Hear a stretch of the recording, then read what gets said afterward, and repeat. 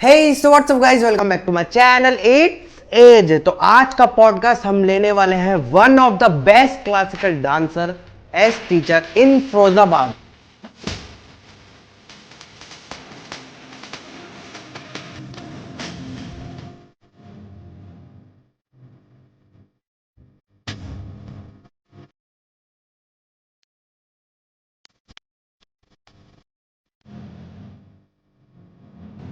तो चलो बिना टाइम वेस्ट करे चलते हैं पॉडकास्ट की तरफ। आपका इंटरेस्ट क्लासिकल डांस में क्यों आया?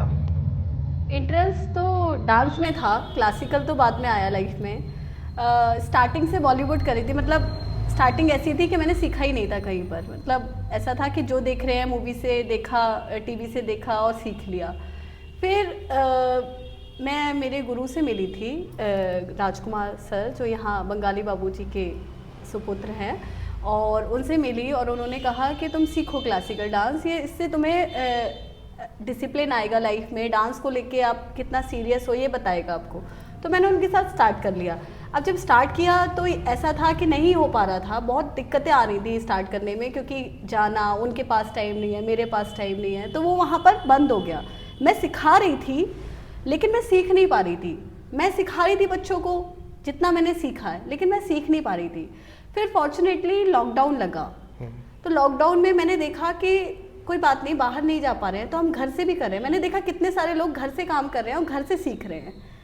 तब मैंने स्टार्ट किया अपने रियल क्लासिकल जर्नी। उससे पहले मैं क्लासिकल अपना करियर बनाया। हाँ, करियर तो चल रहा था, बॉलीवुड में चल रहा था, डांस सिखा रही थी यहाँ पे। करियर जैसा मैं अभी भी नहीं मानती कि इसको करियर बोलते हैं। ये है कि इससे मुझे बस खुशी मिल रही थी। तो मैं एक 9 to 5 की जॉब करने से अच्छा है अगर मैं 9 to 5 डांस कर रही हूँ तो मुझे खुशी दे रहा था। पैसा तो हर जगह से आ रहा है ना, पैसा वहाँ से भी आएगा, पैसा यहाँ से भी आएगा, लेकिन बात थी कि आपको खुशी क्या दे रहा है। तो ये मुझे खुशी दे रहा था, इसलिए मैंने क्लासिकल डांस को अपनी लाइफ बना ली। इंटरेस्ट भी नहीं बोल सकती मैं, दिस इज़ माई लाइफ। तो पहले किस तरीके से डांस को देखा जाता है, क्लासिकल डांस को, और अब किस तरीके से डांस को देखा जाता है? पहले देखो, स्टार्टिंग की बात करें तो ये भक्ति के रूप में था। हाँ। लेकिन मुगलों के आने के टाइम पर ये क्या हुआ, ये दरबारी डांस बन गया, मतलब दरबारी नृत्य बोलते हैं इसको, ये बन गया। दरबार में राजा नहीं थे, मुगल जो सम्राट हुआ करते थे उनके सामने ये नृत्य किया जाता था। वहाँ से क्या हुआ, वहाँ से ये डाउन हो गया, इसको लोग बहुत छोटी चीज़ समझने लगे। लेकिन फिर हमारे जो कुछ महाराज जी हैं, उन लोगों ने इसको इतना बड़ा बना दिया कि आज के टाइम पर लोग चाहते हैं कि अपने बच्चों को क्लासिकल डांस सिखाएं, ताकि उनमें डिसिप्लिन आए, उनमें ऐसा पेशेंस आए। बॉलीवुड डांस का क्या है, वेस्टर्न डांस का क्या है, वो कर लेते हैं। मतलब ऐसा है कि वेस्टर्न डांस चल रहा है, बॉलीवुड भी चल रहा है। वेस्टर्न का अपना एक औहदा है, उस पर मैं नहीं जाऊँगी, लेकिन मैं बॉलीवुड की बात कर रही हूँ। मैं यहाँ पर बॉलीवुड डांस क्या है कि बस चल रहा है, लोग कर रहे हैं। लेकिन जब बात हम क्लासिकल की करते हैं, वहाँ हम अपने आप को इन्वॉल्व कर रहे हैं, अपना टाइम दे रहे हैं, और कह सकते हैं वहाँ हमें एंटरटेनमेंट नहीं मिल रहा कि हमने एक गाना कर लिया, ख़त्म हो गया सब कुछ। वहाँ हम बेसिक से स्टार्ट करते हैं कि केवल फुटवर्क पे काम कर रहे हैं तो फुटवर्क पर काम चल रहा है, केवल एक्सप्रेशन पे काम कर रहे हैं तो केवल एक्सप्रेशन पे काम चल रहा है। तो ये चीज़ें ना बहुत पेशेंस की चीज़ है ये क्लासिकल। तो पहले बहुत अलग तरीके से इसको देखा जाता था, लेकिन आज के टाइम पे ये बहुत लेबल है जिसका। पर अभी भी देखा जाए तो वेस्टर्न डांस फिर भी आगे है। नहीं कह सकते, ये सबका अपना अपना एक कह सकते हैं, एक ज्यादातर इंडिया को रिप्रेजेंट तो वेस्टर्न डांस ही कर रहा है। नहीं, किसने बोला? आप फॉरेन में जाके देखिए, आज भी घंटों के हिसाब से, 12-12 घंटों के हिसाब से क्लासिकल शो होते हैं, और शोज़ भी ऐसे होते हैं कि बड़े बड़े गुरु लोग वहाँ जाके परफॉर्म करते हैं। इंटरनेशनल आप जाओगे, मैं बोल रही हूँ ना, सबका एक एक डिपार्टमेंट है, सबका एक एक इंडस्ट्री है। क्लासिकल वालों की अपनी एक अलग है और वेस्टर्न वालों की अपनी एक अलग है। तो आप किसमें आपके फीड पर क्या ज़्यादा आ रहा है, ये आप पर डिपेंड करता है कि आप देखना क्या चाह रहे हैं। एक डांसर कैसा दिख सकता है, क्लासिकल डांसर, उसकी कैसी पहचान होगी? देखो, क्लासिकल डांसर दिखने में ऐसा कुछ नहीं होता कि वो पहचान कैसे होगी, लेकिन हाँ, जब वो क्लासिकल करने लगता है तो वो उसके अंदर एक कह सकते हैं एक भाव आ जाता है, एक ठहराव आ जाता है बात करते वक्त, या पहनावे में, या फिर एक क्लासिकल डांसर बिंदी जरूर लगाएगा, क्योंकि बोला जाता है कि जब हम चक्कर लेते हैं प्रैक्टिस करते वक्त तो हमारा एक स्ट्रेट पॉइंट होता है, एक पॉइंट को फॉलो करना होता है। तो हम लोग क्या करते हैं, हम बिंदी लगाते हैं और उस पॉइंट मिरर में देख के उसको पॉइंट बनाते हैं, तो वो पॉइंट से ना हमें चक्कर नहीं आते हैं। तो एक पहला रीज़न ये है बिंदी लगाने का। दूसरा रीज़न ये है कि क्लासिकल जब हम डांस करने बैठते तो हमको एक चाहिए होता है कि एक मोटिवेशन चाहिए होता है। तो जब हम अच्छा पहनते हैं, अच्छा झुमका डालते हैं या बिंदी लगाते हैं, तो हमको एक मोटिवेशन मिल जाता है कि हम सुंदर दिख रहे हैं तो हम सुंदर नाचेंगे। और दूसरा ये है कि उनका बोलने का और चलने का, उनका देखा होगा क्लासिकल डांसर स्ट्रेट चलते हैं, वो पीछे आर्च बना रहता है, क्योंकि जब हम रियाज करते हैं तो हम बच्चों को बताते हैं कि खड़े होने का अंदाज़ सबसे पहला पॉइंट होता है। खड़े होने का अंदाज, आपका अंदाज कैसा है खड़े होने का, तो वही होता है स्ट्रेट बॉडी, पीछे आर्च बना होना चाहिए और एकदम स्ट्रेट होने चाहिए आप। तो ये अपने आप ही पता चल जाता है। और हाँ, मोस्ट इम्पोर्टेंट, वो जब बात करेंगे तो वो उनके अपने अलग ही हाथों का तरीका, आंखों से बात करते हैं वो, मतलब ऐसा बहुत ज़्यादा फेस को नहीं घुमाते हैं, केवल आईज से ही कांटेक्ट करते हैं, आईज से ही बात करते हैं। तो अपने आप पता चल जाता है कि क्लासिकल डांसर कैसा दिखता है। लोग सबसे ज़्यादा वेस्टर्न डांस को ही क्यों पसंद करते हैं? रही बात पसंद करने की, तो पसंद वो क्लासिकल को भी करते हैं, लेकिन एक पसंद करना और एक कर लेना, इसमें थोड़ा डिफरेंस है। ठीक है, पसंद वो इसलिए कर लेते हैं क्योंकि वो इजीली आ जाता है। वेस्टर्न की बात नहीं करूँगी, वेस्टर्न बहुत फार है, वेस्टर्न बहुत दूर तक है। अगर वेस्टर्न में आप अंदर जाओगे तो क्लासिकल जैसी ही साधना चाहिए उसमें। लेकिन जब बात आती है कुछ ईजिली अटैम्प्ट करने की, तो आप बॉलीवुड को या वेस्टर्न को ईजिली अटैम्प्ट करते हो। और आजकल तो रील से इतना ज़्यादा चल रहा है कि एक 15 सेकंड की रील को अगर आप कॉपी कर पा रहे हो तो वो वेस्टर्न ही है। क्लासिकल में थोड़ा ऐसा है कि चाहिए उनको थोड़ा सा ग्रेस चाहिए, थोड़ा सा ऐसे समझना पड़ता है, सोचना पड़ता है, उसके लिए साधना में जाना पड़ता है। तो ऐसा नहीं है क्लासिकल नहीं कर रहे हैं, बहुत से लोग हैं, मैं किसी की बात नहीं करूँगी, वो लोग कर सेमी क्लासिकल या कुछ भी कर रहे हैं, सेमी क्लासिकल भी कर रहे हैं, तो वो सेमी क्लासिकल के साथ में कथक डाल दे रहे हैं, लेकिन वो कथक तो नहीं हो जा रहा ना। आप कॉपी करके कर रहे हो तो उसको कथक नहीं बोल सकते, आप कैप्शन में डाल रहे हो कथक डांस। बहुत सारे हैं जो फेमस भी हैं, मैं बहुत दूर नहीं, हाथों की रील बना के डाल देते और नीचे डाल देते हैं कथक। क्या कथक केवल हाथों से नाचना है? ऐसा तो नहीं है ना।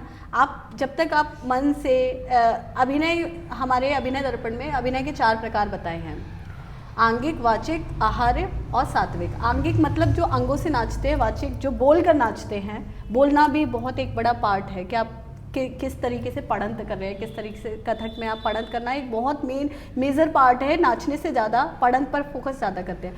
तो उसके बाद आता है आहार्य। आहार्य मतलब आप किस अटायर में हो, किस तरीके का गेटअप आपने ले रखा है। और लास्ट आता है सात्विक मतलब मन से। ये चारों जब तक नहीं होंगे तब तक आप एक्टिंग भी नहीं कर सकते और आप ये क्लासिकल डांस भी नहीं कर सकते हो।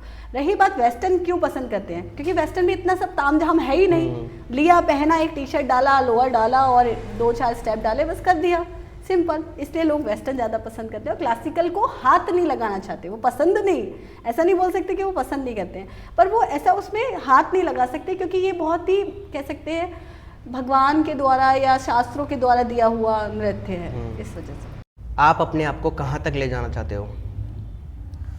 सच बोलूं तो मुझे कहीं नहीं जाना। मुझे ये जो सफ़र है ना, इससे प्यार है। मुझे बस चलते जाना है फ्लो के साथ में, और कहीं एक जगह रुक नहीं। अगर मैं कहीं पर चली गई ना, कहीं पर, जैसे आपने बोला कि कहाँ तक देखते हो अपने आप को, कहाँ तक ले जाना चाहते हो, अगर मैं वहाँ तक पहुँच गई तो मैं रुक जाऊँगी। तो मुझे रुकना नहीं है एक जगह पर। जैसे मेरी लाइफ का फ्लो मुझे ले जा रहा है, मैं वैसे जाते जा रही हूँ। देखो, बहुत सारे लोग हैं जो अपना शहर छोड़ के चले गए। ऐसा नहीं है मुझे नहीं जाना था, मुझे भी शहर छोड़ के जाना था, क्योंकि यहाँ पर ना लर्निंग है और ना ही टीचिंग है, ना कोई सिखाने वाला है ना कोई सीखने वाला है। लेकिन कुछ प्रॉब्लम्स की वजह से मैं नहीं जा पाई बाहर। तो मैंने क्या सोचा, लेकिन उसके बाद भी मैंने अपने आप को हार नहीं मानी। मैंने सोचा कि ठीक है, बाकी लोग निकल गए, चले गए, बहुत जगह जा रहे हैं, लेकिन वो वहाँ जाकर जो अचीव कर रहे हैं वो मैंने यहाँ बैठकर अचीव किया है। मैंने शोज़ भी किए हैं, मैंने लर्निंग भी की है। लोग अपना वक्त देते हैं, 10-10 साल कथक केंद्र में दे देते हैं या बहुत सारे केंद्र में दे देते हैं, लेकिन मैंने अपना वर्क भी किया, जॉब भी की, पैसा भी कमाया और अपना लर्निंग भी की। आज जो वो सीख रहे हैं वो मैं भी सीख रही हूँ, आज जो वो कर रहे हैं वो मैं भी कर रही हूँ। लेकिन अंतर सिर्फ इतना है कि वो वहाँ बड़े शहर में कर रहे हैं और मैं यहाँ छोटे शहर में कर रही हूँ। तो मुझे कहीं पर जाना नहीं है, मुझे कुछ अचीव नहीं करना लाइफ में।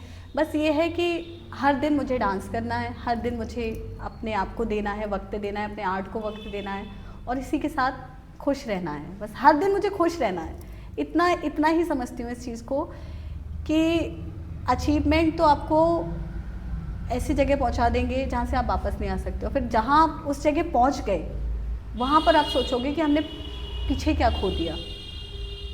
इसलिए लोग क्यों अचीव करते हैं? पैसे के लिए। पैसा आ भी रहा है, आप खुश भी हो रहे हो, आप अपनी फैमिली को भी नहीं छोड़ रहे हो, आप अपने बच्चों को भी नहीं छोड़ रहे हो। जैसे मेरे यहाँ बहुत स्टूडेंट है, शहर में काफ़ी स्टूडेंट है, तो मैं सोचती हूँ अगर मैं कहीं अचीव करने चली गई तो उनका क्या होगा? वो कहाँ सीखेंगे? अपने शहर को कौन लेके जाएगा? फिर वो भी यहीं के यहीं रह जाएंगे। फिर तो वो भी यहीं के यहीं रह जाएंगे। अपने शहर को कौन लेके जाएगा? आगे कौन लेके जाएगा अपने शहर को? अपने शहर को रिप्रेजेंट कौन करेगा? आपने अभी तक डांस में क्या क्या अचीव कर लिया? अचीवमेंट की बात करूँ तो ऐसा है कि बहुत बहुत ज़्यादा तो मैं अचीव नहीं कर पाई हूँ, क्योंकि शहर से बाहर जाना नहीं हो पाया। लेकिन मैंने जितना भी अचीव किया है ना, उसके लिए मैं ब्लेस्ड हूँ। मेरे पास इतने सारे बच्चे हैं, इतने सारे स्टूडेंट्स हैं, इतने सारे लोगों को मैं सिखा चुकी हूँ, इतने शोज़ हो चुके हैं मेरे, और हर दिन कुछ ना कुछ कर ही रही हूँ मैं लाइफ में। तो हर दिन मेरे लिए अचीवमेंट है।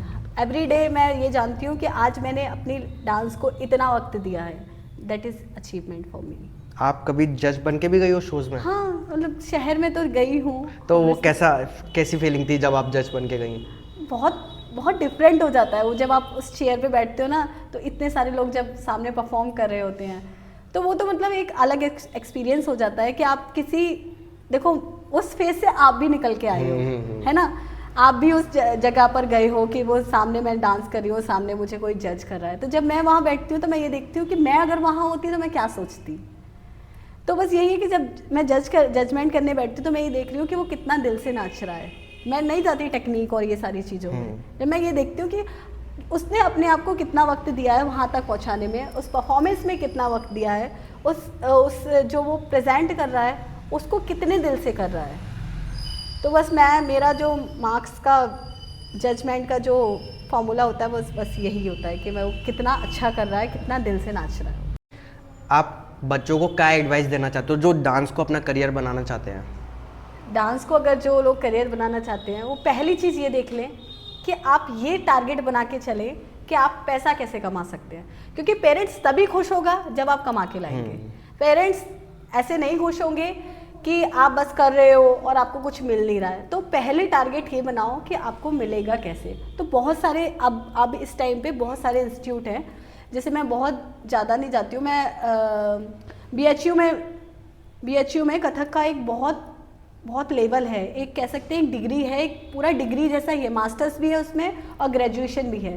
तो अगर बच्चे उसके लिए कन्विंस कर पा रहे हैं अपने पेरेंट्स को, तो वहाँ अगर चले गए तो वहाँ से वो बहुत अच्छा सीख भी सकते हैं, बहुत अच्छा कमा भी सकते हैं और एक अपना लेवल भी बना सकते हैं। और दूसरी चीज़, वो आगे PhD भी कर सकते हैं। देखो डांस में बहुत लोगों को नहीं पता होगा, इसमें स्टडी भी होती है, कथक की बात कर रही हूँ मैं, इसमें स्टडी भी होती है, इसमें ग्रेजुएशन भी होती है, मास्टर्स भी होता है, MPhil भी होता है और PhD भी होती है।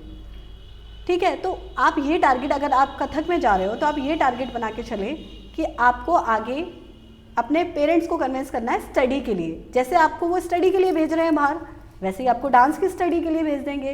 बस यही आपको ये टारगेट लेके चलना है। सेम वेस्टर्न में भी आप अपने पेरेंट्स को कन्विंस कर सकते हैं।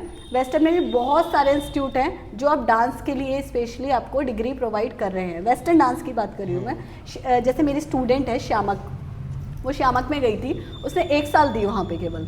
उसके बाद उसने अवार्ड शोज़ भी किए हैं, आईफा भी किया है उसने, मतलब इतने सारे सेलिब्रिटीज़ के साथ उसने डांस किया है। उसके बाद आज वो एक सिक्योर जॉब लेके बैठी है। श्यामक ने खुद प्लेसमेंट दिया है। तो आज के टाइम पे ऐसा नहीं है, डांस में भी बहुत पैसा है, डांस में भी करियर है, डांस में भी आप एक सिक्योर जॉब के साथ अपना डांस भी कर सकते हो, पैशन भी फॉलो कर सकते हो और आप अपनी लाइफस्टाइल को भी बस लगन से करना है तो बस। हाँ, आपको ऐसा नहीं है, आपको मनी भी इन्वेस्ट करना पड़ेगा, आपको टाइम भी इन्वेस्ट करना पड़ेगा और बहुत सारी चीज़ें आपको पीछे छोड़नी पड़ेगी। आप गॉड ऑफ डांस किसको मानती हो? गॉड ऑफ डांस हमारे महाराज जी, पंडित बिरजू महाराज जी, जिन्होंने कथक को एक्सप्लोर किया। पहले करते थे लोग डांस, कथक करते थे, लेकिन वो थ्योरेटिकल नहीं था, तो समझ में आना बहुत मुश्किल होता था। लेकिन आप आज उनकी बुक्स उठा के देख लो तो आपको पता चलेगा कि उन्होंने किस तरीके से एक एक मूवमेंट को डिफाइन किया है। लाइक आप बात करें, उत्पत्ति की बात करें, तो वो पहले लोग करते थे, बस इसका नाम नहीं पता था, उन्होंने इसको नाम दिया उत्पत्ति। उत्पत्ति का मतलब है घर उत्पन्न होना, तो जितने भी मूवमेंट्स जो निकलते हैं वो यहाँ से निकलते हैं। एक कथक ही ऐसा सब्जेक्ट है जो ये, या डांस स्टाइल है जो ये बताता है कि पहले प्रैक्टिकल हुआ है उसके बाद थ्योरी बनी है, वरना बाकी सब्जेक्ट में क्या होता है, पहले सब्जेक्ट बनता है उसके बाद थ्योरी बनती है। या मैं ये मानती हूँ कि हर जगह ही ऐसा है कि पहले प्रैक्टिकल हुआ है उसके बाद थ्योरी बनी है। ऐसा हुआ है जैसे न्यूटन का वो ग्रेविटी वाला जो है, सही बोल रही हूँ ना मैं? मुझे इतना पढ़ाई में इतना नॉलेज नहीं इसलिए तो जो न्यूटन का ग्रेविटी वाला है, तो पहले प्रैक्टिकल हुआ था ना, तब उसने उसको थ्योरी में कन्वर्ट किया था। सेम ऐसे ही है, तो पहले नाचा था, पहले जो उनके जो पिताजी थे, उनके परदादा थे, दादा थे, उन लोगों ने नाचा, लेकिन महाराज जी ने क्या किया, महाराज जी ने उसको एक थ्योरी में कन्वर्ट कर दिया, हर मूवमेंट को एक नाम दे दिया, हर चक्कर को एक नाम दे दिया, हर फुटवर्क को एक नाम दे दिया। तो मेरे लिए तो he is a God of dance. और आपके गुरु का क्या नाम है? मेरे गुरु जो फिरोज़ाबाद से थे पहले, राजकुमार सर, बंगाली बाबू जी के पुत्र रह चुके हैं, मतलब हैं वो, और बहुत फेमस थे वो यहाँ पर शहर में, अपने शहर में काफ़ी फेमस थे वो। और कुछ टाइम बाद फिर मैंने दिल्ली में मेरी गुरु हैं दीक्षा राणा, उनसे सीखा। वहाँ जब कंप्लीट हुआ तो मुझे मास्टर्स करना था, उसके बाद मैं महाराज जी की शिष्या, उनसे अभी मेरी जर्नी चल रही है, गुरु आस्था सिजारिया जी, तो उनके साथ अभी मेरा चल रहा है। अभी रिसेंट अभी वो मेरी गुरु हैं। तो मेरे गुरु काफ़ी सारे रहे हैं, कोई एक गुरु नहीं रहे, और I am very grateful for my गुरु। आपने कभी रियलिटी शो में अप्लाई क्यों नहीं किया? रियलिटी शो अगर रियल हो तब तो अप्लाई करूँ, वो रियल ही नहीं है, वो पूरा स्क्रिप्टेड होता है। देखो वहाँ एक्टिंग चल रही होती है, मैं ऑफेंड नहीं कर रही हूँ किसी चीज़ को, लेकिन जैसा हमारे साथ के लोग भी गए हैं, उन्होंने एक्सपीरियंस किया है, उनके थ्रू पता चला है मुझे, ऐसे मैंने जाके नहीं देखा, और ऐसा नहीं है मैं गई नहीं हूँ, गई थी मैं बहुत टाइम पहले गई थी, लेकिन वहाँ क्लियर है कि अगर आपके पास स्टोरी है, या स्टोरी छोड़ दो, स्टोरी वो खुद बना लेते हैं, आप उनके स्टूडेंट हैं, जो उनकी टीम है जो वहाँ काम कर रही है, तो आप अगर उनसे जुड़े हुए हैं तो वो आपको लेते हैं, तो वो आपको आगे लेके जाते हैं, वरना 4 आपके जो पहले राउंड जो होते हैं उसमें से निकाल देते हैं, टीवी राउंड तक पहुंच ही नहीं पाते आप। बहुत सारे स्टूडेंट हैं, बहुत सारे लोग हैं, बहुत सारे हमारे साथ के डांसर्स हैं जिन्होंने बहुत ट्राई किया, और बहुत टैलेंटेड लोग जो रियलिटी शो में गए हैं लेकिन वो आगे तक नहीं पहुँच पाए। हम ज़्यादा दूर तक नहीं जाते हैं, मैं इतने सारे डांसर्स हैं जो आज इतने फेमस हैं, वो रियलिटी शो में गए हैं लेकिन वो आगे तक नहीं जा पाए। क्यों? क्योंकि उनके पास स्टोरी नहीं थी, वो एक वेल सेटल फैमिली से आ रहे थे, या जो भी है, स्टोरी तो वो बना ही देते हैं, लेकिन वो अपना कर रहे थे, वो उनके पास नहीं सीख रहे थे। तो everything is all about money, तो वो आप पैसा दोगे वहाँ तो वो आगे बढ़ाएंगे, अदरवाइज आपको बाय। तो शो में वो रियल जजमेंट करते हैं वो लोग? नहीं, रियल जजमेंट कहाँ होता है? अगर रियल जजमेंट होता तो हम किसी ने देखा होगा दर्शन रावल का और ऋतुराज, कौन सा शो था मुझे नाम याद नहीं रहा, हनी सिंह वाला जो एक शो आया था, तो उसमें हमने ये देखा था कि दर्शन रावल क्या है, सब जानते हैं आज उसके सॉन्ग, और ऋतुराज को कौन जानता है आज के टाइम पे, लेकिन वहाँ विनर कौन था? ऋतुराज। क्योंकि वहाँ क्या था कि उसके पास स्टोरी थी, उसके पास एक ऐसा था जो टीआरपी कहते हैं, जिसको टीआरपी कैच कर लिया, तो वो उसने वहाँ पर टीआरपी कैच की, और दर्शन रावल वो नहीं कर पा रहा था, लेकिन वो टैलेंटेड था, इसलिए आज जिसका नाम है वो आगे है, और जो जीता था उसका कहीं दूर दूर तक कोई नाम नहीं है। बहुत सारी जगह में ये हम कह सकते हैं, बहुत सारे शोज़ में हम कह सकते हैं कि ये सब है। बिग बॉस में ही चले जाओ, ठीक है, कितने डिजर्विंग लोग हैं जो नहीं जीत पाए। हिना खान जो डिजर्विंग थी, लेकिन वहाँ किसको जिता दिया? शिल्पा को, क्योंकि उसने इतनी कंट्रोवर्सी कर दी थी कि पता था कि अगर ये विनर होगी तो यहाँ पर हमको हाइप मिल जाएगी, अगर इसको विनर बना दिया तो लोग इस पर कंट्रोवर्सी कर देंगे। उसमें तो मतलब मेन ये है ना कि कौन ज़्यादा टीआरपी दे रहा है उन्हें। हाँ, कौन ज़्यादा टीआरपी, या फिर वो ये देखते हैं कि विनर हमने इसको बनाया तो कितना ज़्यादा इसको टीआरपी मिलेगी। अगर हमने नॉर्मल टैलेंटेड इंसान को विनर बना दिया तो टीआरपी का मतलब ही नहीं बचा, लेकिन अगर हम किसी ऐसे इंसान को बनाते हैं ना जो टीआरपी कैच कर पा रहा है, तो वो उसको जिता देते हैं। तो जजमेंट तो बिल्कुल फेयर नहीं होता मेरे अकॉर्डिंग। क्लासिकल डांस और वेस्टर्न डांस में क्या सिमिलर है? सिमिलर कह सकते हैं, दोनों एक ही जैसे हैं। मैं तो बिल्कुल ऐसा ही बोलूँगी कि दोनों एक ही जैसे हैं। उस पर भी वो भी टाइम टेकिंग है। वेस्टर्न की बात कर रहे हैं, अगर हम वेस्टर्न कल्चर की बात करें, western culture hip hop culture की बात करें, या वेस्टर्न पूरा एक वेस्टर्न डांस में आ जाता है, बहुत सारे डांस आ जाते हैं वेस्टर्न डांस में। सेम क्लासिकल का भी है, क्लासिकल केवल एक कथक नहीं है, क्लासिकल के भी 8 डिफरेंट डांस स्टाइल्स हैं। उसी तरह वेस्टर्न में भी बहुत सारे डांस स्टाइल्स हैं। तो क्लासिकल भी एक कल्चर है और वेस्टर्न भी एक कल्चर है। जैसे हमारे यहाँ भी होता है ना, क्लासिकल कल्चर वाले लोग अलग होते हैं, वेस्टर्न कल्चर वाले लोग अलग, ऐसे ही होता है। लेकिन सिमिलैरिटी ये है कि उसमें भी हमें बहुत टाइम देना पड़ता है, उसमें हमें उसके शास्त्रों के बारे में पढ़ना पड़ता है, और यहाँ हमें क्लासिकल में क्लासिकल के शास्त्रों के बारे में पढ़ना पड़ता है। तो उसके भी गॉडफादर हैं और हमारे भी गॉडफादर हैं। तो सिमिलर तो बहुत सारी चीज़ें हैं, वो भी म्यूज़िक पैटर्न के अकॉर्डिंग चलता है, ये भी म्यूज़िक पैटर्न के अकॉर्डिंग चलता है। बहुत सारी चीज़ें हैं जो बहुत सिमिलर है। लेकिन एक बहुत ही सिमिलर चीज़ है कि वेस्टर्न जब हम करते हैं, हिप हॉप की बात करते हैं, तो उसमें रैप होता है। सेम क्लासिकल में भी रैप होता है। म्यूज़िक एक कह सकते हैं एक रिदमिक पैटर्न के अकॉर्डिंग एक रैप बनाते हैं। रैप हम उसको कवित के नाम से बोलते हैं, जिसमें आप रैप देखोगे तो रैप में हमारे नॉर्मल जो बीट बॉक्सिंग वगैरह, बीट बॉक्सिंग, ये सारी चीज़ें आती हैं। सेम क्लासिकल में भी है कवित, जिसको हम बोलते हैं कवित। तो एक मैं सुनाऊंगी, लाइक बीट में उसी की देती हूँ। ब्रज में खेलत होली राधा संग नट बर रंग पिचकारी मारे ताली दे दे गाली दे दे मुख को चरोरी मारी झरे झरे सारी भीगी भीगी पच रंग लपट झपट कर धाधा तिरकिट ताता तिरकिट बाजे मृदंग बोले धरती धमाल दो भागे चलो होली आई अरी रीरी एरी माई भगत कबीर देखो आरा रा रा रा रा होली आई देखो आरा रा रा रा रा होली आई देखो आरा रा रा होली आई। तो ये जो पैटर्न था ये वहाँ भी चल रहा होता है। जैसे हम वेस्टर्न का कोई ले ले या कोई भी एक रैप ले ले, तो यही सेम पैटर्न पे चल रहा है ना। सेम क्लासिकल में भी यही पैटर्न पे चल रहा है। वो भी बोल से बना हुआ है, ये भी डिफरेंट बोल से बना हुआ है। उसमें भी हम किसी पर्टिकुलर एक चीज़ पर बात कर रहे हैं। रैप का मतलब ये है कि हम बात कर रहे हैं। इस पर भी हम किसी एक पर्टिकुलर चीज़ पर बात कर रहे हैं। ये होली कवित था बेसिकली। तो यहाँ हम होली को किस तरीके से, आप देख लो, रैप देख लो, होली के कोई डिफरेंट रैप मुझे याद नहीं आ रहा अभी। तो सेम इसमें भी यही होता है कि एक होली का एक रैप की तरह ही होता है ये भी। तो बहुत सारी सिमिलर चीज़ें हैं। ये तो मैंने एक बहुत छोटी सी बात की है। तो आपका कैसा एक्सपीरियंस था जब आपको गिनीज वर्ल्ड रिकॉर्ड मिला था? गिनीज वर्ल्ड रिकॉर्ड बहुत बड़ी चीज़ है वैसे तो, बहुत ही बड़ी चीज़ है। हाँ, लेकिन जो मुझे मिला है वो मेरे साथ में 1500 डांसर्स और थे, उनको भी मिला है। तो this is not a particular ऐसा वाला कि मुझे एक सिंगल पर्सन को मिला है, पर आप उसका पार्ट रही, हाँ, वो भी बहुत बड़ा। आई एम ब्लेस्ड कि मैं उस चीज़ का पार्ट रही हूँ। और बहुत बड़ी चीज़ है क्योंकि इतने सारे इंडिया के इतने सारे डांसर्स में मुझे सिलेक्ट किया गया।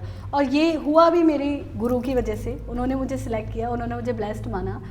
तो एक एक्सपीरियंस बताती हूँ मैं मेरे स्टूडेंट का। हुआ ये था कि यहाँ से मुझे 3 लड़कियाँ ले जानी थी मेरे साथ में, 2 और ले जानी थी। लास्ट टाइम पे एक का कैंसिल हो गया। तो मेरे स्टूडेंट का डेडिकेशन देखो, शाम को हमको निकलना है 4 बजे। खजुराहो में हुआ था ये, तो खजुराहो लॉन्ग जर्नी, तो हमको सुबह जाके 7 बजे वो पूरा वहाँ पे रिहर्सल में पहुँचना ही था। रिपोर्टिंग टाइम, पूरी रात की जर्नी थी। तो हमको 4 बजे निकलना था और आगरा से हमारा ट्रैवलर आ रही थी। तो वहाँ कैंसिल हो गया एक लड़की का। अब अर्जेंट में हम किसको कॉल करें, क्योंकि स्टूडेंट है, छोटे छोटे भी हैं, बड़े बड़े भी हैं। तो एक मेरी स्टूडेंट है जिया, मतलब शहर में भी करती है, काफ़ी अच्छा डांस भी करती है वो।